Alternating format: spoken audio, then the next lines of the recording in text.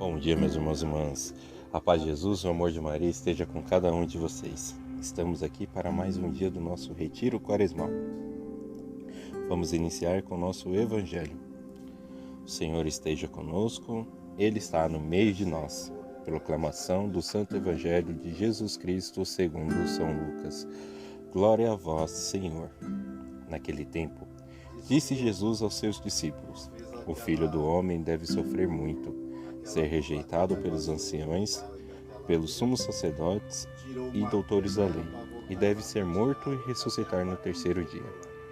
Depois Jesus disse a todos: Se alguém me quer seguir, renuncie a si mesmo, tome sua cruz cada dia e siga-me. Pois quem quiser salvar a sua vida vai perdê-la, e quem perder a sua vida por causa de mim, esse a salvará. Com efeito, que adianta a um homem ganhar o mundo inteiro se perder e se destrói a si mesmo. Palavra da salvação. Glória a vós, Senhor. Meus irmãos, minhas irmãs, Jesus vem nos contar no Evangelho de hoje o que irá acontecer com ele nos próximos dias. O que ele irá passar, o que ele irá enfrentar. A acusação dos sumos sacerdotes, os doutores da lei falando que ele é um falso profeta, que ele é um mentiroso, querendo a sua condenação, querendo a sua morte. E ele fala que tudo isso irá acontecer porque está escrito, porque é a vontade do Pai. E que se aquelas pessoas que ali estavam seguindo realmente quiserem seguir a ele, que elas têm que renunciar à vida que elas têm. Que elas têm que deixar suas casas, que elas têm que deixar os seus filhos muitas vezes, que elas têm que deixar a sua mulher muitas vezes e seguir a Cristo e não ter medo, meus irmãos e minhas irmãs. Quantas vezes ou quantas pessoas nós não conhecemos que quando nós falamos: meu irmão, você vai para a igreja, vem fazer parte do grupo de oração, vem fazer parte da catequese, vem fazer parte da PASCOM, vem fazer parte dos ministros, vem trabalhar na obra de Jesus. A pessoa fala: ai, é que eu não tenho tempo. Ou então, não, eu vou sim. Só que assim, eu vou, mas aí eu preciso, para mim poder fazer as coisas, eu preciso vincular ali, eu preciso ver se eu não vou ter um compromisso ali para poder assumir tal pastoral, assumir tal coisa. Jesus está falando exatamente o contrário, meus irmãos e minhas irmãs. Quando nós assumimos a obra de Cristo, quando nós assumimos tudo o que Ele quer para cada um de nós, quando nós assumimos o seu chamado de verdade, muitas vezes nós temos que renunciar a muita coisa, nós temos que renunciar até mesmo a nós mesmos. Porque quantas pessoas já não usaram como desculpa para não ir à igreja ou para fazer outras coisas? Ah, meu irmão, hoje eu não vou poder ir no grupo de oração porque meu papagaio está passando mal e eu tenho que levar ele no veterinário. Ou, não, porque eu tenho um amigo meu que está precisando da minha ajuda lá e é simplesmente para mim não ir à igreja. Se nós inventamos essa desculpa para deixar de ir à igreja no domingo, porque vai ter um churrasco na casa do amigo, porque vai ter uma festa, vai ter alguma coisa, o que nós não fazemos? Será que nós seríamos capazes de enfrentar o que os discípulos enfrentaram após a morte de Jesus? A perseguição.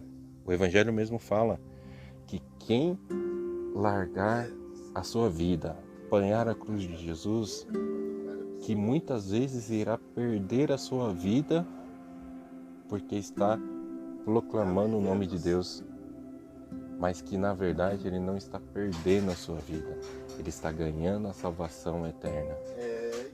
Nós sabemos que cada um dos discípulos morreram de uma forma diferente, crucificados, decapitados, torturados, e eles mesmo assim nunca negaram de anunciar o Evangelho de Jesus. E eles receberam a salvação, eles receberam a vida eterna ao lado de Jesus. É essa vida que Jesus está nos oferecendo. Ele falou: a gente pode perder muita coisa, mas mesmo assim, Jesus irá nos recompensar.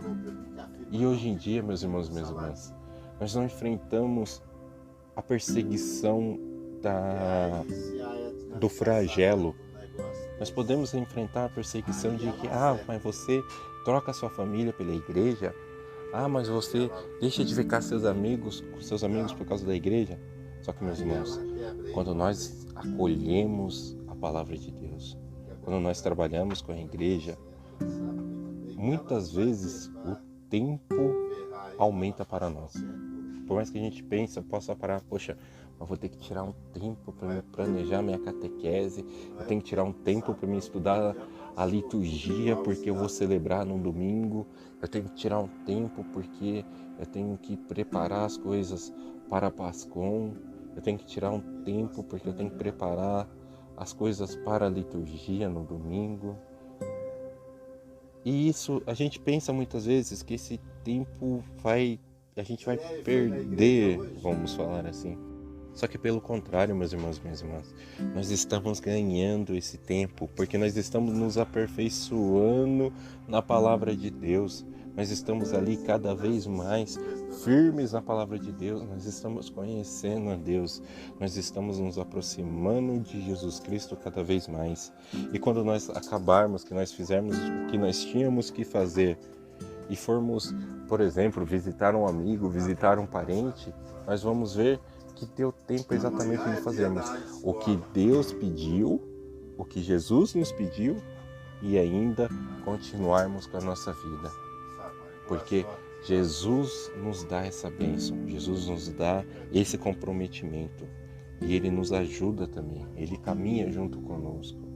Então, meus irmãos, minhas irmãs, que quando nós dizemos o nosso sim a Deus, que seja do fundo do nosso coração. Fiquem com Deus e uma excelente semana.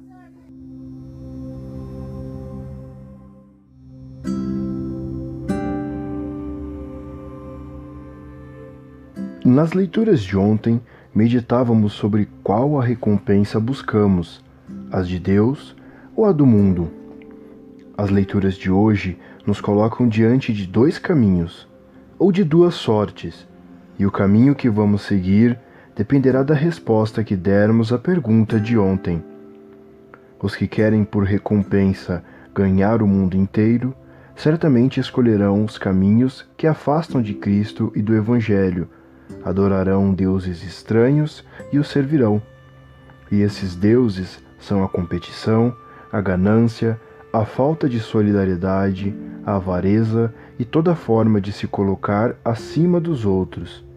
Será o fim da fraternidade, pois só procurarão os outros quando puderem tirar proveitos deles. Caso contrário, os desprezarão. Os que querem por recompensa a vida que vem de Deus, escolherão outro caminho, aquele que passa pela lei de Deus, que é a lei da vida e do amor, que passa pela justiça, pela fraternidade e pelo bem comum.